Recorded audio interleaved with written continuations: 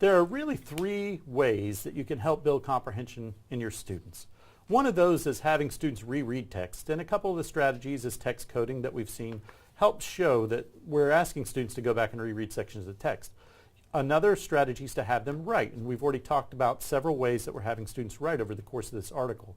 The third way, and the one I'm going to talk about now, is in-depth discussion about the text. So we've done a little bit of note-taking, and we're going to use those notes now to really look at an in-depth discussion and even debate on this text based on the categories that we came up with for direct note-taking.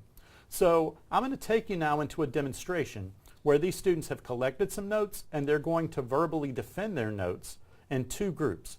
We have one group who's going to talk about why speed limits is the most important factor in this article in terms of supporting safety on roads and highways. We're going to have another group that's going to really focus on road features and why they're more important in terms of the evidence from this article and looking at that as a factor for road safety.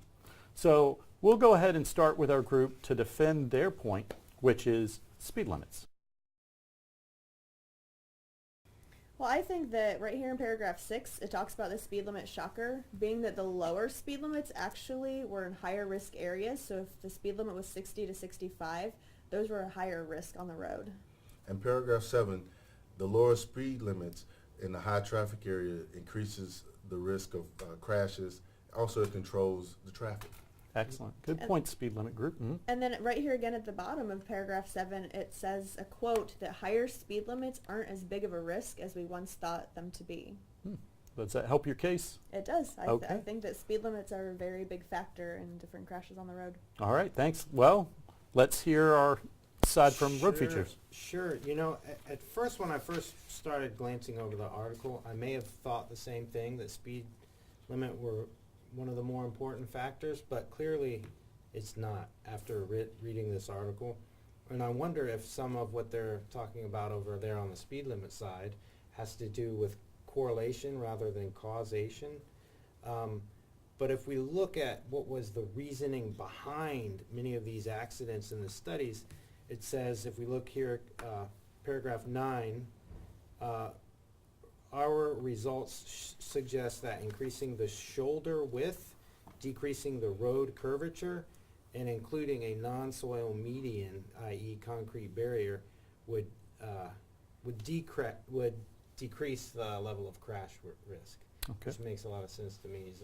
And also, to also add to what Clark just said, it also mentioned in paragraph 5 that minimal hills and curves, paved right shoulders, and concrete barrier medians are will reduce the risk of accidents. They make accidents less likely. Okay. Any other points? Sure. And it also shows that hotspots also make accidents more likely to happen, and hotspots are areas where that are high crash areas. And one method in paragraph 8, it says, one method examined roadway features correlated with incidents of crashes, and another looked specifically at high crash areas controlled by factors. So basically, when you, if you reduce, and another one mentioned that if you reduce some of these hot spots, then you're less likely to have accidents. For example, paragraph 11 mentions lots of things to look at besides the road. Okay. Such as, what did it mention? So controlling what the driver see and doesn't see. Scenic things like Distractions. the Seattle Space Needle, or a ski resort, something that people might look at. Good Yes. point. All right, speed limit group. Well, I agree that those are areas, but I think that those would fall more under distraction and less of a road feature. That's a good point. You know, I think it's probably worth mentioning too. I think our teacher kind of set us up here, because I think we can all agree that there are all of these factors come together, right? And probably in case-by-case situation, it might vary. One time it might be speed is the most important factor. Another time it might be distracted on your cell phone. I don't know, but this was a neat approach to reading an article and got me thinking about it, you know. We got us talking.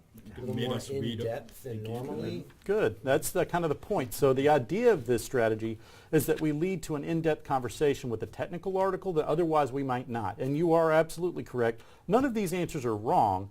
We're trying to help students find through critical thinking which of these answers has most support in the text. So that's what leads to that conversation. And again, I did trick you all into going back and rereading this text yet again and talking about it. 3 times. And there's no better way to build comprehension than to have students reread, discuss, and write. So thank you all.